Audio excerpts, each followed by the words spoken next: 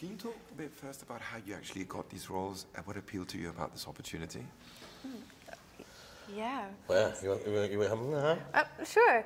Oh, I went in for just a general meeting to meet with Fiona Weir, and she's just an amazing woman, and I found myself talking about kindness and empathy with her. That was like our whole conversation, and after about 5 minutes, she said, "Yeah, there's something that I'd like you to read for, but I need you to sign an NDA." And I was just like, what's happening right now?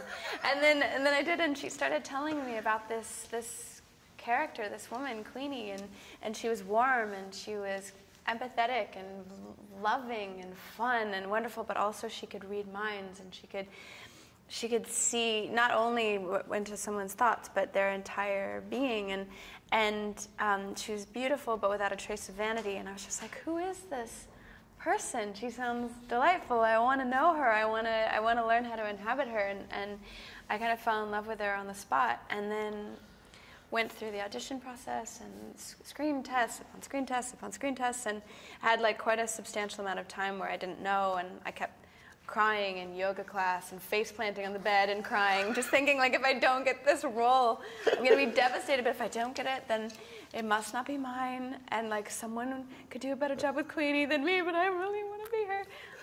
And then I got it. It's so crazy. How about you, Dan? Oh my goodness.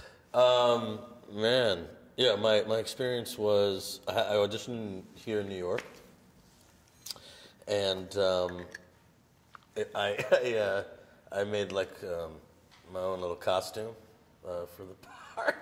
I thought it would be interesting to go in there with like a patchwork hat and like hobo gloves, and they seem to appreciate that.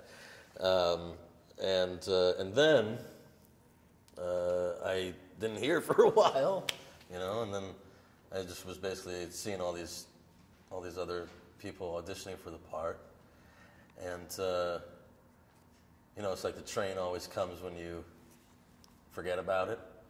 As soon as I was just going about my life and with my kids and stuff and the wife, and then suddenly, hey man, you have a screen test. I think that all came down to Yvonne, David's wife, Yvonne. Thank you, because she kept on tugging on his his shirt sleeve and just being like, "That's the guy." She kept on seeing the tapes, and she's like, "That's the guy with the patchy hat. I know he's got a patchy hat and hobo gloves, but he's the guy." And a really large beard. And a yeah, lot of hair. I had like a lot of hair. I looked like a biker, and then and they shaved me down to a mustache and a Chaplin haircut. And you play a character who's the non-Manji, or Muggle as they used to call him in the English, which was so funny, the interaction that he has with Newt and the two of you together. Can you talk about that relationship that you both have and the kind of quartet that the four of you form? Sure, yeah. I would say that Newt and Jacob are kind of like Sherlock and Watson. It's that kind of feeling. And we meet these two sisters, and you want to talk about that? Oh yeah, I mean it's this funny thing that J.K. writes these great relationships between outsiders, between people that are a bit different, that don't really belong anywhere, and you have four people who are all sort of on the fringe a bit. Like Newt is more comfortable with creatures than he is with humans, and Tina's really trying hard to find her way in life, and Jacob has just gotten dumped pretty unceremoniously, and and Queenie, because she can read minds, because she's such an empath, has to be a little bit isolated, even though she's very outgoing. And so when you get all these people together, their hearts are all kind of in the same place somehow, and then these beautiful relationships form, and Jacob and Queenie are such lovely, warm, open-hearted people and really sweet, and also they both love to bake, and they're both just quite fun, you know, Yeah. and they just immediately connect, even though they're not supposed to interact. And how was it to shoot those scenes with Eddie and with Catherine? What was it like to work with them?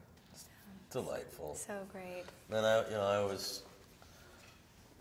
I saw him win the Academy Award. I saw him in Theory of Everything. I was like, this guy is amazing, and if I could ever get to work with him, I would be very happy. And here we are. Yeah. And she's incredible. They really did a good job, I must say. They're such gifted actors, both of them, and they're also really fun. And we had a great time. You know, you're working quite long hours, you know, and this was a very long shoot, and this is such an extraordinary thing for all of us, even for Eddie. He's never been involved in something like this. Yeah. And so it was kind of like the four of us really had to band together and go, okay, we're on this ride together, and we need to support each other, and you know, and we'll all be sometimes like slightly delirious together, and you know, make up weird spells and songs and. Speaking of that, how was it to act opposite the creatures? Oh man, that was cool. You know, acting is playing and pretending and making believe that, you know, something that isn't there is there. And but you like puppets, man? They brought in these elaborate heads of these creatures, and you had these amazing actors with the creatures on heads on poles, you know, so they would interact with us. And really, they did an amazing job of making it seemed like those creatures were there with us. Yeah. And also, it must have been fun to jump into the New York of the 20s, right? Of course, it's such a magical time period, and there was this like a golden age that you know, it's so different from life today. And so when you're out there on the street and there's a Model T and a horse-drawn carriage going down the street, and everybody's dressed like impeccably, and you know, they have all the shops on the streets, and they're so beautifully dressed, and it looked like something out of a film. You got transported back in time, and I think it contributed to everything. It was very easy to get into the spirit of that era. And I felt that your characters were also important to bring humor into the story. Like, we can see your face, your expressions of bewilderment, like, what's going on here? And the relationship between. I thought that was important too, because like all of J.K.'s stories, there's light and there's darkness and there's humor. Absolutely. Yeah. I mean, she blends them all so deliciously, you know. It's like Shakespeare. Like, it reminds me of,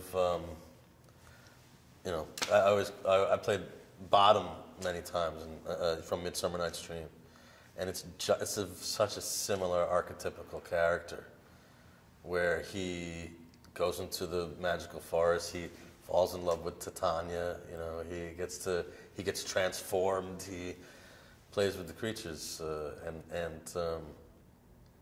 he thinks it's a dream, you know. Midsummer Night's Dream, it's a big dream. And there's also magic to humor. I think, you know, in the darkest situation, if you can find something to laugh about, then there is light. It is illuminated, and I think it's really important to laugh, to stay connected to that. It immediately reconnects you to your joy, and it changes your perspective. And so to be able to play two characters that often bring that back into the forefront was really lovely. You know, it was it was fun. You know, it's fun to be sort of silly sometimes and allow that to happen. It was great.